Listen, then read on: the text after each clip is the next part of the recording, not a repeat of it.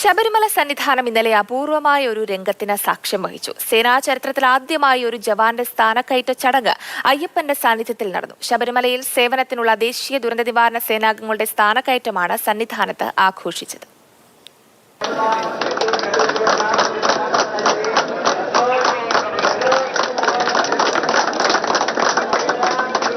ദേശീയ ദുരന്ത നിവാരണ സേനയുടെ ചരിത്രത്തിൽ ഇങ്ങനെയൊരു ചടങ്ങ് ഒരുപക്ഷെ ഇതുവരെ നടന്നിട്ടുണ്ടാവില്ല.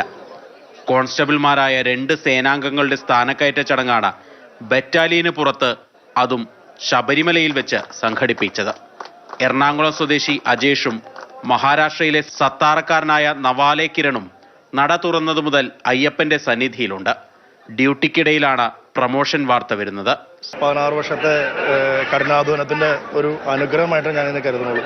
ഇവിടെ വെച്ച് തന്നെ എൻ്റെ കൂടെ ഉള്ളവരെല്ലാം ബറ്റാലിയനും അവിടെ ഇവിടെ വെച്ചാണ് പ്രൊമോഷൻ കിട്ടിയത്. പക്ഷേ എനിക്ക് ഇവിടെ വെച്ച് അയ്യപ്പൻ്റെ സന്നിധിയിൽ വെച്ച് കിട്ടിയതിൽ ഒത്തിരി സന്തോഷമുണ്ട്. हम बहुत नसीब वाले हैं कि भगवान के दरबार में प्रमोशन लगाने का मौका मिला और हवलदार का प्रमोशन हो गया. आगे से और जिम्मेदारी बढ़ गई है. उस हिसाब से बहुत ही अच्छे से काम करके दिखाएंगे. ഇരുവരും വർഷങ്ങളായി ശബരിമലയിൽ സേവനത്തിനെത്തുന്നുണ്ട്. ആരക്കോണം ഡെപ്യൂട്ടി കമാൻഡന്റ് നേരിട്ട് ചടങ്ങിൽ പങ്കെടുത്തു. मैं दोनों का कांग्रेचुलेट करता हूं और इनको बधाइयां देता हूं और भविष्य में अपना ड्यूटी बहुत अच्छी तरह से निभाएंगे आशा करता हूं.